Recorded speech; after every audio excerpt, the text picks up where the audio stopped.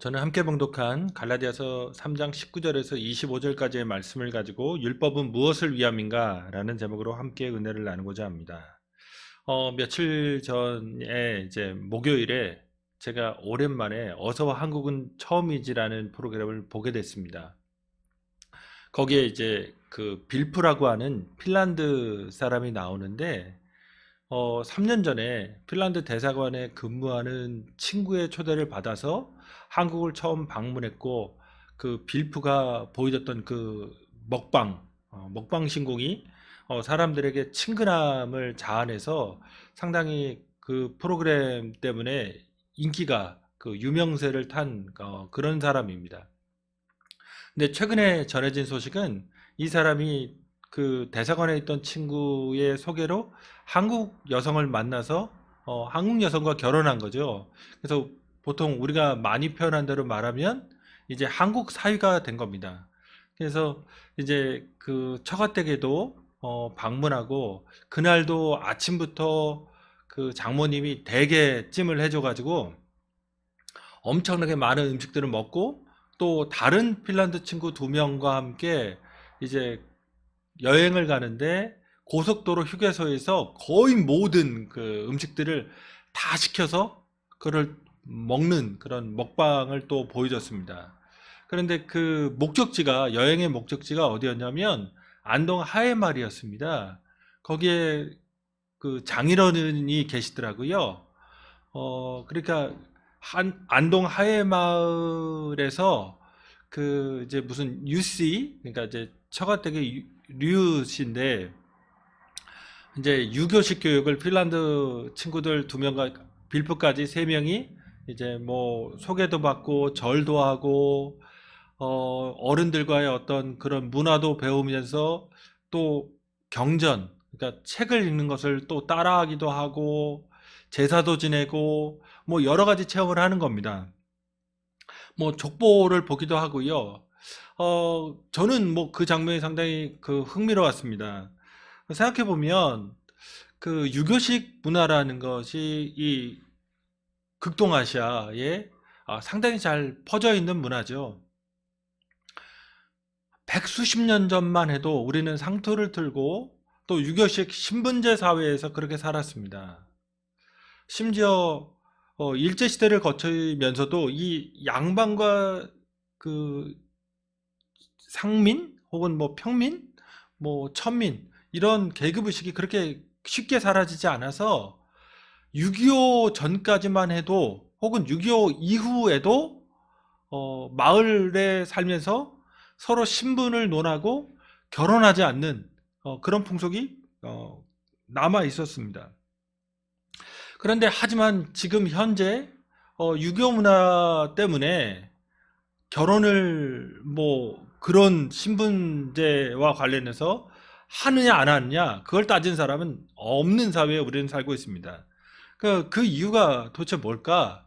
우리가 취하고 있는 정치라든가 경제라든가 혹은 사회라든가 이런 전반적인 문화와 유교가 갖고 있는 그런 문화가 맞지 않기 때문에 그렇습니다. 예를 들어 민주주의 사회라고 하는 것, 우리가 정치체제로 혹은 사회체제로 받아들이고 있는 이 민주주의 사회에서는 신분에 상관없이 그 사람의 능력과 그 사람의 열정과 그 사람의 지식과 그 사람의 헌신으로 뭐 공직자가 되든, 혹은 자기가 되고 싶은 뭐 기업인이 될 수도 있고 학자가 될 수도 있고 다양한 직업을 가질 수 있습니다. 신분제 사회, 유교식 신분제 사회에서는 그런 것들이 철저하게 엄격하게 통제가 되죠. 맞지가 않습니다. 인간의 자유나 인간의 어떤 능력이 신분 때문에 엄청나게 차별받는 사회, 그것이 대표적으로 유교 사회이기 때문에 그렇습니다. 어쨌든 과거에는 그런 신분제 사회, 그런 유교적 질서를 목숨 걸고 지켰습니다. 그게 국가였고, 그게 이념이었고, 그게 그 사회 전체였기 때문에 그렇습니다. 그런데 지금에선 그렇지 않잖아요. 지금 왜 이런 말씀을 드리냐면, 사도 바울이 기독교인으로서 율법을 대하는 태도가 그렇다는 겁니다.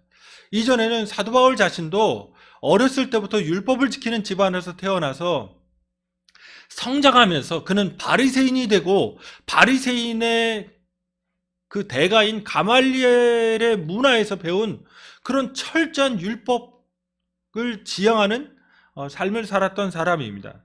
그런데 나중에 다메섹도상에서 예수 그리스도를 만나고 난 이후에 그는 그 과거에 있던 것을 배설물로 버렸다고 얘기합니다. 여기에는 율법을 지향하는 삶도 포함되어 있는 거죠.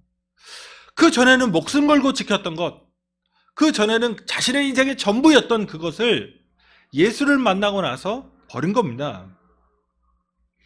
그러면서 이제 율법에 대해서 오늘 본문에서도 상당히 충격적인 얘기를 던지는데, 지금 우리와 같은 사회, 우리와 같은 교회 멤버십을 생각하시면 안 됩니다.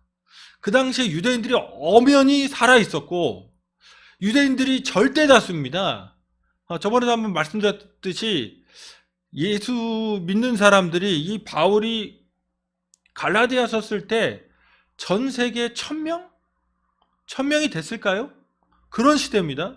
지금 로마 제국에 지금 최소한 몇백만이라고 하는 유대인들이 살고 있었던 거예요.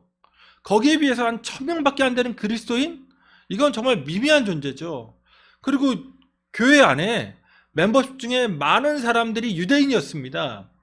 그리고 오늘 이 갈라디아 교회에 와서도 유대인, 그러니까 유대주의자들이 와서 할례를, 안식일을, 절기를, 음식법을, 유대식 율법을 지켜야만 완성형 그리스도인, 그러니까 예수는 믿기 시작했으니까 니네가 성령도 체험했는데 그걸로 부족하다, 율법을 지켜야 온전한 그리스도인이다 라고 하는 걸로 유혹한 거고, 갈라디아 성도들은 거기에 빠져들어갔던 거죠.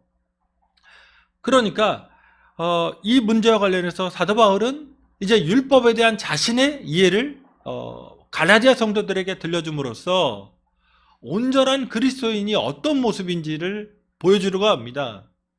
근데 그 당시 유대인들이 율법을 그럼 어떻게 생각했느냐? 율법은 거의 신성시 됩니다. 자, 율법을 역사적으로 보면 어떤 걸까요? 모세가 받은 거예요. 자, 아브라함 때 받은 게 아닙니다. 우리가 착각하는 게 있는데 아브라함이 십계명을 알았을 거라고 생각합니다. 이삭도 야곱도. 근데 잘 생각해 보시면 야곱이 형도 속이고 부인도 막 넷이나 거느리고 막 별짓 다 하거든요. 그러면 십계명대로 하면 죽을 수도 있어요. 도적질한 거니까, 형의 권리를. 그런데 아브라함도 이삭도 야곱도 율법이 없는 시대에 산 겁니다. 율법은 모세를 통해서 이스라엘에게 처음으로 소개되고 주어졌습니다. 그런데 자, 역사적으로 후기예요. 그럼에도 불구하고 유대인들이 이 율법을 얼마나 신성시했는지, 하나님이 율법으로 세상을 창조했다고도 가르치는 랍비가 있었습니다. 창조는 율법이 주어지기 훨씬 전이죠. 거기다가 또 어떻게도 가르쳤냐면 창조에 율법이 참여했다고 가르쳤어요. 또 하나, 이 세상을 다스리는 것이 하나님이 율법으로 다스리신다. 아니, 이방인들은 율법으로 다스리는 게 아니잖아요. 그러니까 율법으로 우주의 모든 법칙들이 다 율법에 의해서 돌아가고 있다. 해와 달도. 이렇게까지 실제로 역사적으로는 모세 때 주어진 것인데 창조의 방식이라든가 창조 이전에 있었다든가 아니면 우주 전체가 율법에 의해서 돌아가고 있다는 식으로까지도 가르칠 정도로 율법은 유대인들에게 신성시됐습니다. 버젓이 교회 안에 유대인들이 성도로서 참여했고 율법을 지켜야만 한다는 그런 가르침을 베푸는 유대주의자들이 활보하고 있는 시대에 지금 바울은 이 편지를 쓴 겁니다. 그러면서 바울은 율법의 문제로 흔들리고 있는 성도들에게 율법을 하나님이 왜 주셨는지 그 목적과 그 기능을 얘기함으로써 기독교인으로서 살아가는 것이 무엇인지, 그리고 율법과 기독교는 어떤 상관관계에 있는지를 들려줍니다. 오늘 다시금 이 말씀을 통해서 혹 우리는 그런 유대인들을 상대하는 것도 아니고 율법을 지키면서 살아가지도 않지만 율법주의적인 신앙, 우리가 경계해야 되는 그런 종교적인 태도에 대해서 한번 짚어보면서 온전한 성도로서의 삶을 결단하고 또 새롭게 살아가는 저희가 되기를 원합니다. 첫 번째로 하나님은 인간의 죄를 방지하고 억제하기 위해서 율법을 주셨다는 겁니다. 율법을 주신 목적이 무엇이냐? 첫 번째가 그 죄를 방지하고 억제하기 위해서 주신 거라는 거죠. 19절에 사도 바울이 그런즉 율법은 무엇이냐라는 질문을 던집니다. 이걸 통해서 율법의 역할과 목적을 얘기하려고 하는 거죠. 그러면서 우선적으로 얘기하는 것은 율법은 범법함으로 더해진 거라고 얘기합니다. 여기서 범법함으로라는 말은 죄를 지음으로라고 이해하시는 것이 가장 좋습니다. 그러니까 율법이 어떤 우리의 죄를 폭로한다라는 것도 있지만 보통 그렇게 교회에서 가르치죠. 율법의 기능은 죄를 폭로하는 것이다. 그것도 맞습니다. 그런데 죄를 폭로하는 이유는 뭐냐? 죄를 억제하는 그 목적도 있는 겁니다. 그러니까 법이라고 하는 것이 이 법을 제정함으로써 사람에게 무엇이 잘못된 것인지를 알려주는 거죠. 폭로합니다. 그렇지만 그렇게 하는 이유의 핵심은 죄를, 그 범법을 억제하기 위한 거죠. 제가 운전면허 딴 지가 한 20년 되는 것 같습니다. 조금 넘었는데 그 당시만 해도 대부분은 고정식 카메라로 과속을 단속했습니다. 옆에다 놓고 찍는 이제 그 이동식 카메라는 그렇게 많지 않았죠. 한 대 2억 정도니까 그렇게 많지 않았습니다. 그런데 제가 초임지가 강원도 인제고 그 군목으로 있을 때 그 다음이 논산이었거든요. 그러니까 그 학교를 다니거나 혹은 뭐 서울에 올라오려면 거리가 멀다 보니까 그 또 초기에 젊을 때 20대고 그러니까 과속을 좀 했습니다. 근데 뭐 제 타고 다니는 차들이 뭐 좋은 차가 아니기 때문에 과속을 해봤자 얼마 나오지도 않지만 그래서 좀 뭐 범칙금 냈던 기억이 있습니다. 그 다음으로 이제 과속에 찍히지 않고 이제 나름대로 노하우와 카메라 위치와 뭐 이런 것들이 좀 이제 뭐 정보도 갖고 있고 그러니까 범칙금을 내지 않았는데 그 다음 단계가 조금 지나니까 이제 서울시에서 주정차에 대해서 엄청나게 단속하기 시작한 겁니다. 그래서 주정차 위반으로 몇 번 이제 범칙금을 냈죠. 특별히 그 학위 논문 때문에 양재동에 성서공예 도서관이 있을 때 그 편의점 앞에다 세워놨는데 교회차였거든요. 견인돼 가지고 저기 무슨 공원 옆에 있는 보관소에 견인돼 가지고 있는 거 찾아가지고 고생했던 그런 기억도 있습니다. 그런데 이제 최근에는 뭐 박스형 이렇게 박스 모양으로 그쵸? 카메라가 들어있는지 안 들어있는지 늘 궁금하죠. 어쨌든 그런 박스형들을 세워서 단속하는 게 많아졌고 최근에는 제가 이제 집이 일산이니까 오고 가는 그 자유로라든가 강변북로에 구간 단속이 많이 생겼어요. 그래서 과속은 생각도 못 합니다.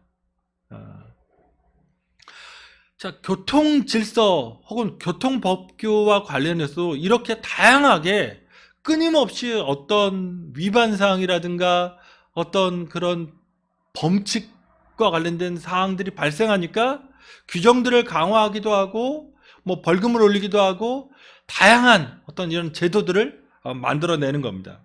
그럼으로써 실제로 제 삶도 보면 운전에 대한 습관이라든가 혹은 운전에 대한 방식이라든가 이런 것들이 심각한 중대한 영향을 받은 거죠. 변화가 일어난 겁니다. 이와 같이 율법을 주신 것은 인간이 죄를 짓는다는 겁니다. 그렇기 때문에 그 죄를 하나님이 알게 하고 억제하기 위한 거예요. 근데 자, 여기서 또 방금 말씀드린 대로 율법이라고 하는 것이 또 우리에게 주어주는 메시지가 있습니다. 그게 뭐냐면 하나님이 율법을 주신 것은 인간이 범죄하기 때문에 주신 겁니다. 그러니까 인간의 죄악성, 인간의 죄인됨을 율법은 폭로합니다.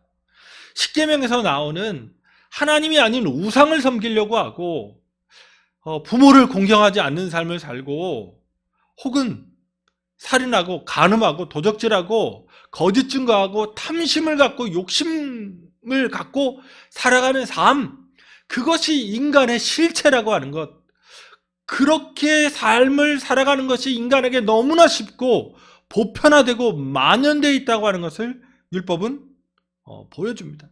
그래서 그렇게 살지 말라고, 하나님의 뜻이 그런 것이 아니라고 하는 것을 율법은 가르쳐줍니다. 그런데 사도 바울은 그렇게 신성시되는 율법에 대해서 여기서 한 걸음 더 나아가서 율법의 기능에 아주 중요한 점을 지적합니다. 그러니까 그게 뭐냐면 율법이 죄를 폭로하고 율법이 그 죄를 억제하기 위해 주어진 것이지 율법이 인간을 구원하거나 의롭게 하지 못한다는 겁니다. 그래서 21절 말미에서 만일 능히 살게 하는 율법을 주셨더라면 의가 반드시 율법으로 말미암았으리라고 얘기합니다. 그러니까 율법은 생명을 위해서, 구원을 위해서 주어진 게 아니라 인간의 죄 때문에 주어진 겁니다. 보통 이런 예를 드는데요. 이와 관련해서는 생명보험을 한번 생각해 보십시오. 생명보험이 주어진다는 건 인간이 태어나면서부터, 그러니까 생명이라고 하는 구조를 갖는다고 하는 것은 태어날 때부터 생명의 위협을 받는다는 얘기입니다. 그러니까 죽을 수 있는 가능성, 그것이 질병이든 사고이든 존재한다는 거예요. 그래서 생명보험을 들면 보험회사에서 또 끊임없이 이렇게 고지를 합니다. 뭐냐면 건강정보, 건강하게 생명을 유지할 수 있고 무엇을 먹으면 되고 무엇을 마시면 안 되고 어떤 정신자세를 가져야 되고 또 어떤 운동법이 좋고 어떤 계절적인 영향이 있으니까 뭐 황사가 있으면 마스크 잘 쓰고 뭐 그런 것들을 끊임없이 고지해 줍니다. 좋은 정보이고 좋은 상식이고 유익한 점이 많이 있습니다.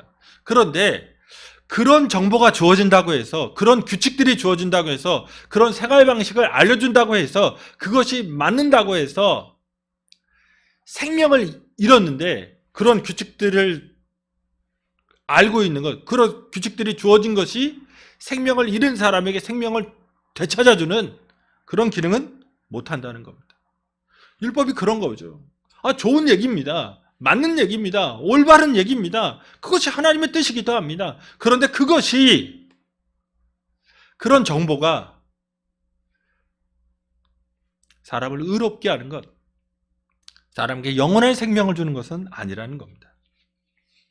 율법은 단지 누가 하나님 앞에 거룩한 자인지, 어떤 사람이 범죄자인지, 누가 죄인인지를 알게 하는 기능, 그래서 조심하고 살도록 억제하는 그런 교통법규나 혹은 건강 상식이나 이런 것 정도라는 겁니다. 다시금 율법을 통해서 의로워질 수 있다고 하는 것, 모든 그런 종교적인 규칙을 지켜서 내가 하나님 앞에 의로운 존재가 될 수 있다고 하는 것은 율법의 본래 핵심 목적을 놓쳐버리는 겁니다. 단지 율법은 하나님 앞에서 인간이 죄를 짓기 때문에 주어진 것이고 그 죄를 억제하기 위한 기능을 한다는 겁니다. 두 번째로, 그럼 율법의 두 번째 기능은 뭐냐면 모든 사람뿐만 아니라 모든 피조물을 죄 아래 가두는 역할을 할 뿐이고 살리는 역할은 하지 못합니다. 사도 바울이 이 갈라디아서를 쓴 이유가 있죠. 갈라디아 성도들이 율법을 지킴으로 완성형 그리스도인, 온전한 그리스도인 될 수 있다고 하는, 그렇게 돼야만 한다고 하는 유대주의자들의 꼬임에 넘어간 겁니다. 그래서 율법의 기능을 이제 사도 바울이 얘기했는데, 첫 번째로 얘기한 것은 율법이 죄 때문에 주어진 것이고 그래서 그 죄를 억제하기 위한 것이지 살리는 역할을 하지 못한다. 두 번째로, 율법은 목적이 뭐냐? 죄 아래 가두는 거라는 거예요. 그래서 사도 바울이 22절에서 25절에서 두 가지 심상, 두 가지 이미지를 사용합니다. 그것이 율법이 구원이라고 하는 긍정적인 역할을 하는 게 아니라 율법이 오히려 부정적으로 인간을 죄 아래 가둔다는 얘기입니다. 첫 번째 이미지가 뭐냐면 죄 아래 가두는 일종의 간수 같다는 겁니다. 22절, 23절에 이런 용어들이 깔려 들어가요. 가두었다, 메인바되었다, 갇혀 있었다. 자, 가두고 매이고 갇혀 있었다. 이게 감옥의 이미지거든요. 그러니까 율법은 간수장과 같이 인간을 가두는 역할, 형벌을 집행하는 역할을 하지 살리는 역할을 못한다는 얘기입니다. 두 번째로 사용한 이미지는 초등교사입니다.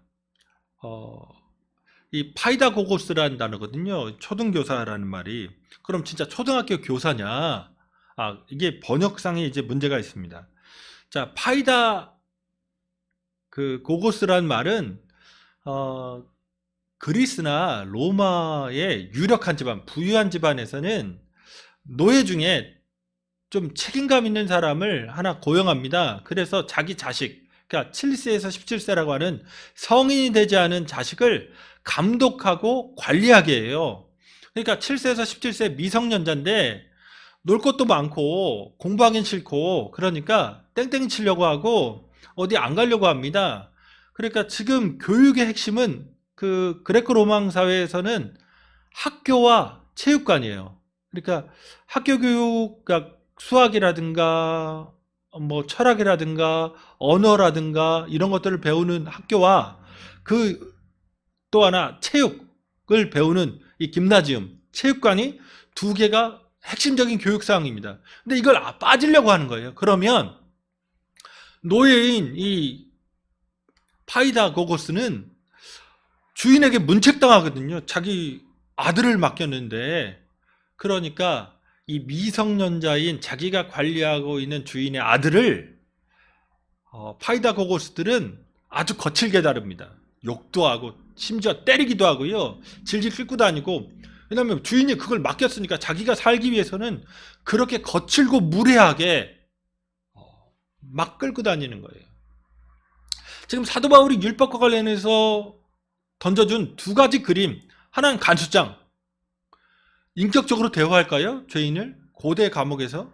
아니면 이 초등교사라고 번역된 이 파이다고고스가 그렇게 대할까요? 아닙니다. 아주 거칠고 상스럽게 사람을 비인격적으로 대하는 겁니다.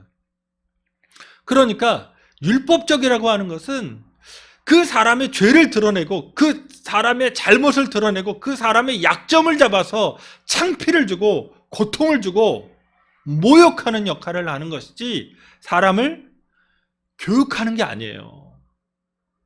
사람을 더 나아지게 하는 게 아니라는 겁니다. 사람을 더 좋아지게 만드는 것이 아니라 거칠게 압박하는 그런 존재라는 겁니다. 오늘 우리가 이 율법의 지배를 받지 않지만 율법주의적인 신앙을 많이 얘기합니다. 뭐냐면 아무리 교회 생활을 열심히 하고 아무리 철저하게 하나님 앞에 나아가려고 해도 우리가 온전한 존재가 아니기에, 그리고 우리가 살아가는 이 세상이 죄적인 세상이기에 때로는 우리도 그 죄의 습관과 죄의 관습에 물들어 갈 때가 있습니다. 그러니까 실수할 수도 있어요. 그런 우리는 잘 압니다. 그러면서 아무리 깨끗하고 정결하다고 말하지만 우리 스스로는 너 같은 사람이, 네 과거가 있잖아. 너 그런 존재잖아. 너 그거밖에 안 되잖아. 너 진짜 그런 사람 아니냐? 그런 의문과 그런 질문이 우리 안에 난무합니다. 밖으로는 괜찮아 보이고 밖으로는 신실해 보이지만 우리 내면으로는 불신앙과 잘못된 습관과 잘못된 생각들, 뭐 그런 것들로 시간을 보내기도 하는 겁니다. 어쨌든 율법이라고 하는 것, 율법주의적인 신앙은 그런 것들 속에서 그런 기준, 뭐뭐 해야 되는데 하지 말아야 되는데 그런 기준으로 놓고 자기 자신의 인생을 살다 보면 그런 기준으로 보면 한심한 거죠. 그런데 다시 본문 돌아가면 그럼 왜 이런 초등교사에게 거칠게 그 다름을 받고 간수장에게 그렇게 모욕을 당할 수밖에 없을까요? 초등학교 그 초등교사로 돌아가면 어린아이기 때문에 그렇습니다. 미성년자이기 때문에 미성숙하기 때문에 그런 겁니다. 그 사도 바울이 괜히 이런 그 비유를 던진 게 아니라 자유를 제약당하고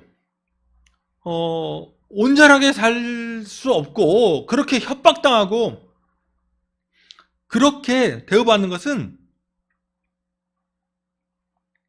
아직 미성년자이기 때문에 그 권리를 다 누리지 못하기 때문이라는 겁니다. 그리고 아직 어려서 잘못된 습관과 잘못된 버릇과 잘못된 그런 충동으로 삶을 살아가기 때문에 그렇다고 말하는 겁니다. 지금 율법주의적인 신앙이라고 하는 것이 어쩌면 더 많은 걸 지키는 거고 더 많은 규정을 지키면서 그것을 지켜야만 하나님을 만족시킬 수 있다는 신앙이거든요. 그러니까 율법주의적인 신앙의 핵심은 하나님이 이걸 다 안 지키면 나를 벌 주실 거라는 그런 두려움인 겁니다. 그래서 그 율법의 조항들을 지키는 이유가 내가 벌 안 받으려고, 내가 이렇게 거칠게 대우를 안 받으려고, 내가 이렇게 모욕 안 당하려고, 내가 이렇게 협박 안 당하려고 하는 게 그 깔려 있어요. 그러니까 실제로는 비인격적인 관계입니다. 신이 나를 감시하고 있는데 그 감시의 눈초리가 너무나 따가워요. 그래서 또 이 세상을 그 하나님이 다스려 가니까 말을 잘 들어야 나한테 잘해줄 것 같아요. 그러니까 그 조항들을 지키면서 종교적인 의식, 그러니까 예배를 드려도 기도를 해도 뭐 금식을 해도 찬양을 해도 다 몸을 해야만 give and take, 내가 그렇게 해야만, 봉사를 해야만, 뭐 교육을 받아야만, 전도를 해야만 하나님이 내게 복을 주신다. 그렇지 않으면 하나님이 이렇게 세워보다가 잘못하면 때린다. 뭐 이런 의식이 깔려 있는 겁니다. 벌을 받을까봐 불안해요. 특히 요즘 같은 시즌이라면 고3 수험생을 갖고 있는 학부모, 자기 자녀가 하나님께 내가 조금이라도 잘못하면, 내가 하나님께 조금이라도 윗보이면 좋은 대학에 원하는 학과에 못 간다 라고 하는 이 불안감이 율법주의적인 신앙에는 깔려 들어갑니다. 그러면서 노심초사합니다.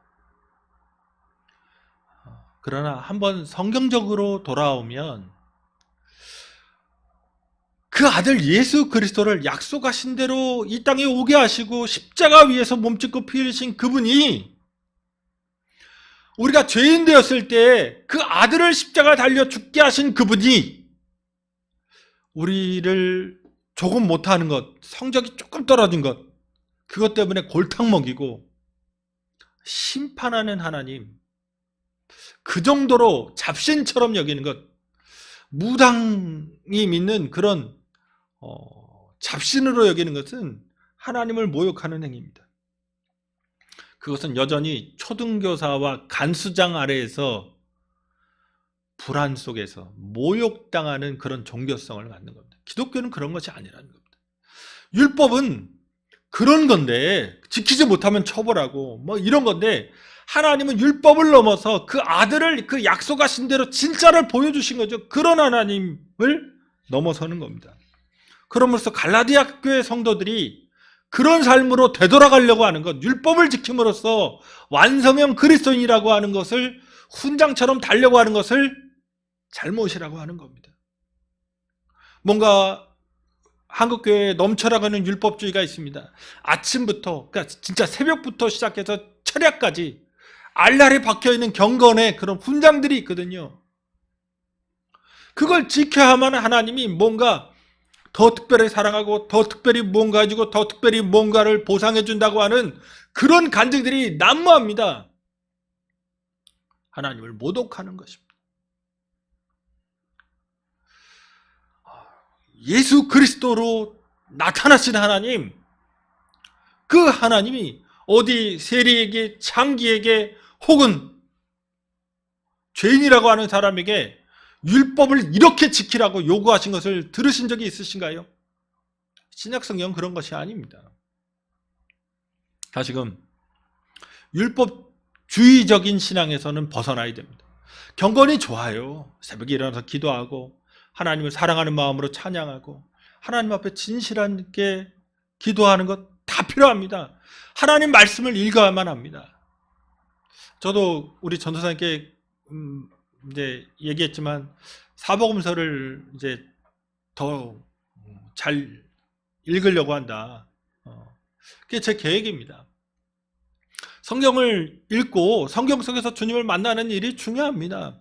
그런데 율법주의적인 신앙으로 그것을 해야만 하나님이 뭔가 들어줄 것 같고 그걸 하지 않으면 가차없이 나를 매몰차게 외면할 것 같은 그런 잘못된 상상, 그런 잘못된 종교성은 벗어나야 된다는 겁니다. 율법주의는 오히려 우리의 자유, 그리스도께서 주신 자유를 억압합니다. 그리고 우리를 거칠게 대하는 겁니다. 세 번째, 마지막으로 지금은 율법의 시대가 아니라 믿음의 시대 이고 그래서 율법은 그 역할과 기능을 상실했고 우리는 더 이상 율법의 지배를 받지 않습니다. 지금 사도 바울이 지금까지는 그 당시 사람들, 유대인들이 주장했던 그 율법의 이해와는 완전히 반대되는 것, 율법의 부정적인 역할들을 얘기했습니다. 소극적인 역할이나. 소극적으로 말하면 율법은 인간이 죄를 짓기 때문에 주신 것이고 그 죄를 억제하기 위해 주신 것이다. 부정적인 것은 율법은 사람을 살리는 게 아니라 오히려 억압하고 간수장처럼 초등교사처럼 거의 학대 수준에 가깝게 질질 끌고 다니면서 그 자유를 억압한다라는 겁니다. 그런데 이제 또 하나 얘기하는 건 그나마 긍정적인 역할이 있다. 그나마 긍정적인 겁니다. 그게 뭐냐면 그리스도께로 인도하는 역할을 한다는 거예요. 22절 하반절을 보면 이는 예수 그리스도를 믿음으로 말미암는 약속을 믿는 자들에게 주려 함이라. 그러니까 사도 바울이 얘기하는 율법과 관련된 하나님의 경륜이 있어요. 하나님의 목적이. 예수 그리스도를 믿음으로 말미암은 약속을 믿는 자들에게 주려 하시는 겁니다.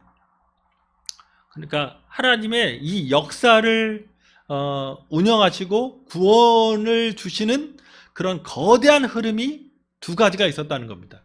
하나는 율법 시대예요. 율법을 주심으로 그 죄라고 하는 것을 깨닫고 그 죄를 짓지 않도록 억제를 하시는 겁니다. 일단은 억제하고요. 그래서 죄 아래, 그런데 인간이 지키지 못하는 게 죄 아래 가둬있어요. 근데 인간만 가둔 게 아니라 이 모든 것이라는 단어를 쓰는데 이게 피조물까지입니다. 그러니까 인간이 죄를 지음으로써 이 지구가 전체가 다 그 죄의 영향에 들어가는 거죠. 모든 존재가. 그럼으로써 절망하는 겁니다. 그 절망은 희망하는 바가 되지 않으니까 절망하잖아요. 그러니까 구원이 주어지지 않는 겁니다. 율법을 받았으나 그 율법이 살리는 것이 아니기에 사람들이 절망합니다. 그렇기 때문에 올해 역설적으로 인간의 죄의 문제를 해결하는 하나님의 진짜 약속이신 예수 그리스도에 대한 소망, 그 고대를 하게 되는 거죠. 그래서 21절에서 그러면 율법이 하나님의 약속들과 반대되는 것이냐? 결코 그럴 수 없느니라. 율법이 약속과 반대되는 것이 아니라 오히려 율법에 억압됨으로써 그리스도 예수에 대한 믿음을, 자신은 안 되니까 오직 예수만 된다고 하는, 오직 예수 그리스도의 십자가의 보혈로 구원받는다고 하는 그런 믿음으로 인도하게 한다는 겁니다. 그러면서 19절에 약속하신 자손이 오시기까지 있을 것이라. 율법이 예수 그리스도가 오심으로 역할이 끝난 것을 얘기합니다. 23절에서는 믿음이 오기 전에 그리스도 예수의 오심을 믿음이라는 표현을 써요. 믿음이 오기 전에는 우리는 율법 아래 매인받고 계시될 믿음의 때까지 갇혔느니라.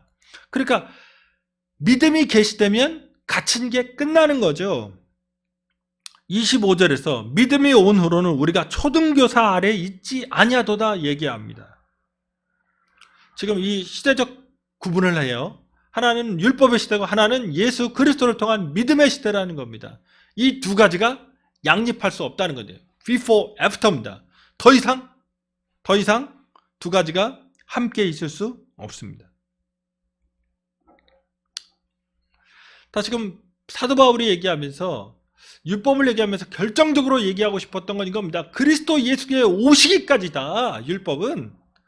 그러니까 예수님이 오심으로 말미암아 인간의 죄의 문제가, 우리가 해결할 수 없었던 문제가, 율법이 줄 수 없었던, 율법이 해결할 수 없었던 그 인간의 죄악이 다 해결되었다는 겁니다.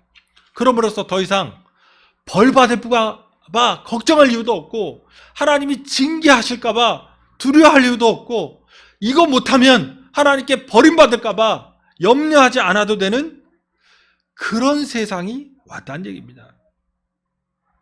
이걸 어떻게 표현하는 거죠? 초등교사에 매여 있지 않은 겁니다. 그것은 무엇이냐? 성장한 거죠. 주인의 아들이고 상속자임에도 불구하고 미성년자일 때는 고통받습니다. 그런데 성년이 되면, 장성하게 되면 그런 고통을 받지 않죠. 그러니까 예수를 믿으면 이제 이게 성숙한 믿음이라는 거예요.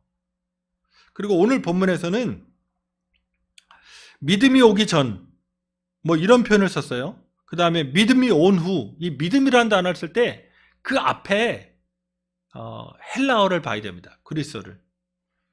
텐이란 정관사거든요. 영어에 the가 붙어 있습니다. 그냥 믿음이 아니에요.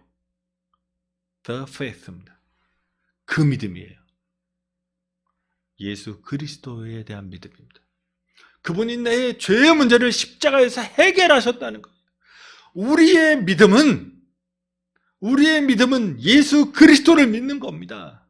그게 그 믿음인 거예요. 그 유일한 믿음인 겁니다. 하나님이 맞다고 하는 믿음은 그거 딱 하나입니다. 내가 무언가 지켜서, 내가 뭔가 기도하고, 내가 뭔가 찬양하고, 내가 뭔가 해서가 아니라, 내가 그 찬양의 대상인 예수를 알고, 내가 그 기도하고 있는 그 예수가 어떤 분인지를 알고, 내가 그렇게 사모하는 그분이 나를 어떻게 귀하게 여겨주시고 십자가에서 몸짓고 피 흘리신지를 알기에 내게 하나님의 은혜가 주어지는 것이지. 내가 무언가 했기 때문에, 내가 1시간을 했고, 내가 3시간을 기도했고, 내가 뭔가 금식했고, 그러기 때문에 은혜가 주어진 게 아니라는 얘기입니다. 다시금 성숙한 믿음을 가지셔야 됩니다. 지금 바울이 얘기하는 믿음, 이 미성숙하고 잘못된 믿음은 오히려 율법을 지켜서 수없이 많은 것들을 하는 그 믿음을 미숙한 믿음이다. 이건 좀 그레이드가 낮아. 그런데 진짜 성숙한 믿음은 예수 그리스도를 믿는 겁니다. 예수 그리스도를 따라가는 것이고, 예수 그리스도를 알아가는 것이고, 예수 그리스도를 사랑하는 것이고, 그러기 때문에 그분이 원하시는 대로 하는 겁니다. 이거 이제 설교 원고에는 없지만 딱 한 말씀 드리면 그게 사랑입니다. 사랑은 율법의 완성이다. 그 유명한 로마서의 말씀처럼. 지금 기독교는 이렇게 알라리 무슨 경건을 박는 종교가 아닙니다. 핵심은 주를 인격적으로 만나면서, 그것이 기도를 통해서든 말씀을 통해서든, 그게 뭐 새벽에 시간을 통해서든, 어쨌든 예수 그리스도를 만나고 그분의 사랑을 실천하는 것이 기독교입니다. 유대교화해서 수없이 많은 절기들을, 수없이 많은 행사들을, 수없이 많은 규정들을 만들어내는 게 기독교의 본질이 아니라는 겁니다. 오히려 그것을 해체하는 거죠. deconstruction. 해체해야 됩니다. 한국교회가 걸어갔던 길은 지금도 계속적으로 그런 것들을 만들어내. 무슨 경험 프로그램이라든가 교육이라든가 뭐 이런 것들을 만들어내는데 어쩌면 그것이 미성숙한 미완전으로 나아가는 것이고, 오히려 성숙한 신앙은 예수 그리스도를 알기에 사랑을 실천하는 신앙입니다. 말씀 맺겠습니다. 율법은 구원의 선물이 아닙니다. 율법적인 신앙은 그러니까 성숙한 신앙이 아닙니다. 오히려 율법은 주어진 목적은 인간이 죄인이라는 것, 그래서 그것을 억제하기 위한 것이고, 오히려 그 율법적인 신앙대로 하면 늘 괴로움과 한탄과 고민과 좌절과 절망밖에 없습니다. 그런데 진짜 믿음, 그 믿음은 주님이 보여주신 그 믿음은 하나님을 의지하는 것이고, 그래서 내가 아니라 주님의 은혜를 바라보는 그런 믿음입니다. 그 십자가의 은혜로 우리는 죄의 문제를 해결받은 겁니다. 우리는 믿음의 시대를 살고 은혜의 시대를 살고 있습니다. 하나님이 우리를 뭔가 그런 규정들로 징벌하는 시대가 아니라 우리를 끝까지 사랑하시는 그 사랑으로 인도하신 시대에 살고 있습니다. 그러므로 율법적 신앙에서 벗어나서 고생하고 처벌받고 질질 끌려다니는 그런 신앙이 아니라 오직 십자가에서 우리 자신을 내어주신 그 그리스도를 알므로 자유를 누리고 그 사랑 속에서 걱정과 불안에서 해방되어서 하나님을 더 뜨겁게 더 자유롭게 예배하고 섬기시는 여러분 되시기를 주님의 이름으로 축원드립니다. 기도하시겠습니다. 고맙게 좋으신 아버지 하나님, 때로 우리는 우리의 신앙이 우리의 실천을 통해서 이루어진다고 생각합니다. 그래서 뭔가 막 해야만, 많은 것을 해야만, 더 극진하게 해야만 하나님 우리를 더 사랑하실 것처럼 그렇게 생각합니다. 그러나 이미 주님이 우리를 먼저 사랑하셨고 죄인 됐을 때 경건하지 않을 때 사랑하신 것을 깨닫게 하시고 율법주의적인 신앙에서 벗어나서 하나님을 자유롭게 섬길 수 있게 하시고 온전하게 예배할 수 있도록 역사하여 주시옵소서. 율법을 주신 목적을 다시 한번 깨달음으로 예수를 향한 그 믿음, 예수가 주신 그 믿음, 그것을 더 귀하게 여기게 하시고 그 믿음 따라서 우리에게 속한 그 공동체 혹은 우리가 살아가는 삶의 터전에서 주의 사랑을 증거하는 자들 될 수 있도록 역사하여 주시옵소서. 감사드리오며 예수님의 이름으로 기도드립니다. 아멘.